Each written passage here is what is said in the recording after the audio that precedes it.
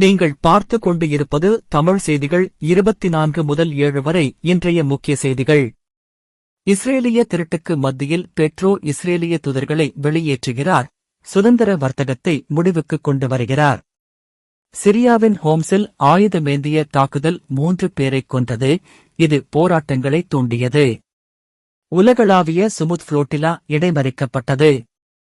ஐரோப்பா முழுவதும் பரவிய போராட்டங்களை உதவி புளோட்டிலா தடுத்து நிறுத்தியது. இத்தாலிய தொழிற்சங்கங்கள் வேலைநிறுத்தத்திற்கு அழைப்பு விடுத்தன.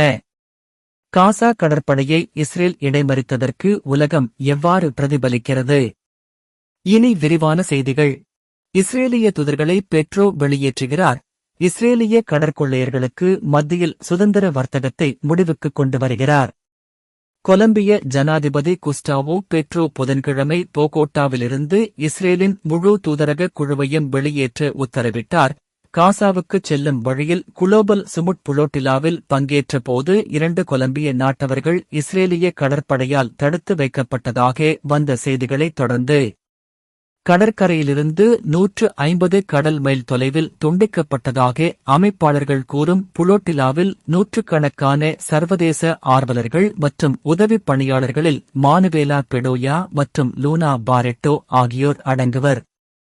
காசாவிற்கான உலகளாவிய இயக்கத்தின்படி இஸ்ரேலிய கப்பல்கள் பிற்பகல் 11:59 UTC மணிக்கு கப்பல்களை சுற்றி வளைத்தன. இது சர்வதேச சட்டம் மற்றும் ஜெனீவா ஒப்பந்தங்களை மீறுவதாக அந்த குழு கூறியது. சிரியாவின் ஹோம்ஸில் ஆயுதமேந்திய தாக்குதல் 3 பேரைக் கொன்றது. எதிர்ப்புகளை தூண்டியது. மேற்கு சிரியாவின் பாடி அல் நசாரா பிராந்தியத்தில் உள்ள அனாஸ் கிராமத்தில் இலக்கு வைக்கப்பட்ட ஆயுதமேந்திய தாக்குதலில் 3 சிரிய இளைஞர்கள் கொல்லப்பட்டனர். இது பரவலான எதிர்ப்புகளையும் பொது வேலைநிறுத்தத்தையும் தூண்டியது. இது பொறுப்பானவர்களை கண்டுபிடித்து வழக்கு தொடர சிரிய அதிகாரிகளிடமிருந்து உறுதிமொழியை தூண்டியது. ஹோம்ஸுக்கு மேற்கே வாடி அல் நசாரா பகுதியில் உள்ள அனாஸ் கிராமத்தில் அடையாளம் தெரியாத துப்பாக்கிதாரிகள் துப்பாக்கிச் சூடு நடத்தியதில் 3 கிறிஸ்தவ இளைஞர்கள் கொல்லப்பட்டனர் மற்றும் பலர் காயமடைந்தனர். Global Sumud flotilla இடைமறிக்கப்பட்டது.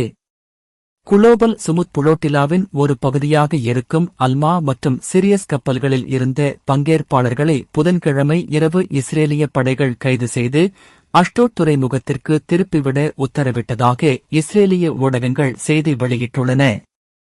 இஸ்ரேலிய ஒளிபரப்பு ஆணையத்தின் கூற்றுப்படி கடற்படை பிரிவுகள் கப்பல்களில் ஏறி புளோட்டிலாவை கட்டுப்படுத்த தொடங்கின. இதைத் தொடர்ந்து இஸ்ரேலிய போர்க்கப்பல்கள் கடற்படையைச் சுற்றி வளைத்தன.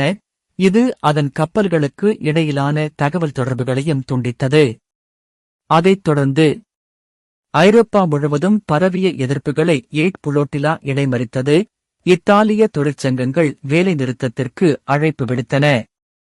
காசா முற்றுகையை உடைக்கும் முயற்சியில் 45க்கும் மேற்பட்ட நாடுகளைச் சேர்ந்த 532 நாடாளுமன்ற உறுப்பினர்கள், வழக்கறிஞர்கள் மற்றும் ஆர்வலர்களை ஏற்றிச் சென்ற 40க்கும் மேற்பட்ட பொதுமக்கள் படகுகளைக் கொண்ட குளோபல் சுமுத் புளோட்டிலாவை இஸ்ரேலிய படைகள் தடுத்து நிறுத்தியதை அடுத்து புதன்கிழமை பிற்பகுதியில் ஐரோப்பா முழுவதும் போராட்டங்கள் வெடித்தன. பெர்லின், பார்சிலோனா, பிரசல்ஸ் மற்றும் இஸ்தான்புல்லில் ஆர்ப்பாட்டங்கள் வெடித்தன. இத்தாலியில் நேபிள்ஸில் உள்ள பிரதான ரயில் நிலையத்தை எதிர்ப்பாளர்கள் முற்றுகையிட்டு ரயில் போக்குவரத்தை நிறுத்தினர்.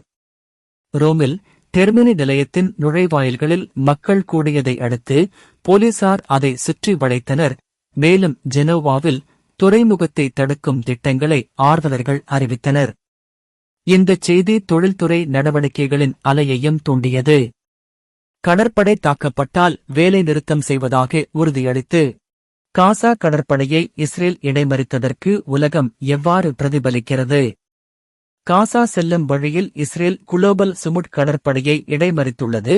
இது Istanbul, Athens, Buenos Aires, Rome, Berlin மற்றும் மாட்ரிட் உள்ளிட்ட உலகெங்கிலும் உள்ள நகரங்களில் போராட்டக்காரர்கள் கூடி தாக்குதலை கண்டித்து உலக தலைவர்களிடமிருந்து விரைவான விமர்சனங்களுக்கு வழிவகுத்தது.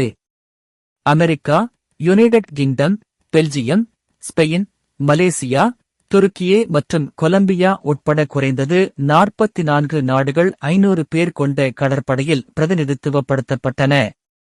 உலகத் தலைவர்களின் எதிர்வினைகள் வெளிப்படையான கண்டனம் முதல் இஸ்ரேல் தங்கள் தடுத்து வைக்கப்பட்டுள்ள குடிமக்களுக்கு தூதரக சேவைகளை வழங்க வேண்டும் என்ற கோரிக்கைகள் வரை உள்ளன. துருக்கியவின் வெளியுறவு அமைச்சகம் இஸ்ரேலின் தலையீட்டை சர்வதேச சட்டத்தை மீறிய பயங்கரவாத செயல் என்றும் அப்பாவி பொதுமக்களின் உயிருக்கு ஆபத்தை விளைவித்ததாகவும் கூறியது. காசாவை பஞ்சத்தில் ஆழ்த்திய இனப்படுகொலை நெதன்யாகு அரசாங்கத்தால் பின்பற்றப்படும் பாசிச மற்றும் இராணுவவாத கொள்கைகள் பாலஸ்தீனியர்களுக்கு மட்டுமல்ல என்பதை இஸ்ரேலின் நடவடிக்கைகள் நிரூபிக்கின்றன என்றும் அமைச்சகம் கூறியது. மலேசிய குடிமக்களை உடனடியாக விடுவிக்க பிரதமர் அன்வர் இப்ராஹிம் அழைப்பு விடுத்தார். எக்ஸ் குறித்த ஒரு அறிக்கையில் இஸ்ரேலை பொறுப்பு கூற வைக்க அனைத்து சட்டப்பூர்வ மற்றும் சட்டப்பூர்வ நடவடிக்கைகளையும் எடுப்பதாக அவர் கூறினார். இஸ்ரேல் பாலஸ்தீன மக்களின் அடிப்படை உரிமைகளை புறக்கணிப்பது மட்டுமல்லாமல் உலக சமூகத்தின் மனசாட்சியையும் மிதித்து வருகிறது என்று அவர் கூறினார். கொலம்பியா இஸ்ரேலின் நடவடிக்கைகளின் வெளிச்சத்தில் இஸ்ரேலிய தூதர்களை வெளியேற்றுவதாகவும் கொலம்பியாவின் சுதந்திர வர்த்தக ஒப்பந்தத்தை ரத்து செய்வதாகவும் ஜனாதிபதி குஸ்டாவோ பெட்ரோ எக்ஸ் குறித்த அறிவிப்பை வெளியிட்டார். கொலம்பியா தனது குடிமக்கள் திரும்புவதை உறுதி செய்ய இஸ்ரேலிய நீதிமன்றங்கள் உட்பட அனைத்து பொருத்தமான கோரிக்கைகளையும் தொடர வேண்டும் என்று அவர் கூறினார். இத்தாலிய வெளியுறவு அமைச்சர் அண்டோனியோ தஜானி உள்ளூர் ஊடகங்களுக்கு இஸ்ரேல் கடற்படைக்கு எதிராக எந்த வன்முறை நடவடிக்கைகளும் இருக்காது என்று உறுதியளித்ததாக கூறினார். செப்டம்பர் மாதம் இத்தாலிய துறைமுகங்களில் யூனியன் சிண்டகேல் டி பேஸ் மற்றும் பிற போராட்டங்கள் நடத்திய வேலைநிறுத்தத்தை தொடர்ந்து ஜிஎஸ்எஃப் மற்றும் காசாவுடன் தங்கள் ஒற்றுமையை காட்ட இத்தாலிய தொழிற்சங்கங்கள் வெள்ளிக்கிழமை ஒரு பொது வேலைநிறுத்தத்திற்கு அழைப்பு விடுத்தன. இந்த வார தொடக்கத்தில் கிரேக்கம் இத்தாலியுடன் ஒரு கூட்டு அறிக்கையை வெளியிட்டது.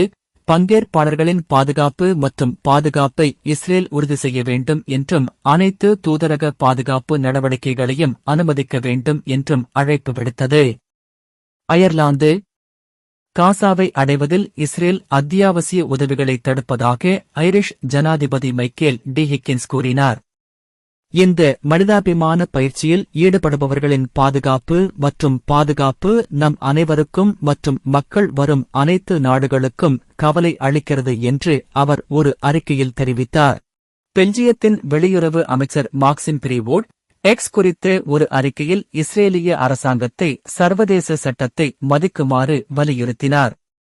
நமது சக நாட்டு மக்களின் உரிமைகள் மதிக்கப்படுவதையும் அவர்களின் பாதுகாப்பு உறுதி செய்யப்படுவதையும் அவர்கள் விரைவில் வீடு திரும்புவதையும் உறுதி செய்வதே தனது முதன்மையான முன்னுரிமை என்று அவர் கூறினார்.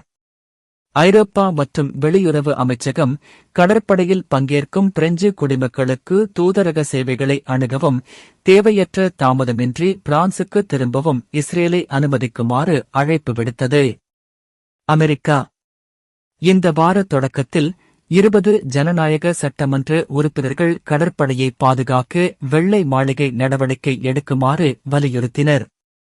செயற்பாட்டாளர்களின் கைதுகளுக்கு ஐநா இன்னும் பதிலளிக்கவில்லை என்றாலும் பாலஸ்தீனத்திற்கான ஐநாவின் சிறப்பு அறிக்கையாளர் பிரான்செஸ்கா அல்பானீஸ் கடற்படைக்கு எதிரான இஸ்ரேலிய தலையீடு பிரதமர் பெஞ்சமின் நெதன்யாகுவின் அரசாங்கத்தின் மீதான மேற்கு நாடுகளின் செயலற்ற தன்மையை எடுத்துக்காட்டுகிறது என்று கூறினார். இஸ்ரேலின் சட்டவிரோத முற்றுகையை உடைக்க தங்கள் உயிரை பணயம் வைத்து ஒரே மனிதர்களை இஸ்ரேல் சட்டவிரோதமாக கடத்தியதை நான் பார்க்கும்போது இஸ்ரேலின் கொலைக்களங்களில் சிக்கியுள்ள காசா மக்களுடன் எனது எண்ணங்கள் உள்ளன. அல்பானிஸ் எக்ஸ் இல் எழுதினார். இத்துடன் இந்த செய்திகள் முடிவடைகிறது. மேலும் இந்த சேனலை சப்ஸ்கிரைப் பண்ணிக் கொள்ளுங்கள். நன்றி.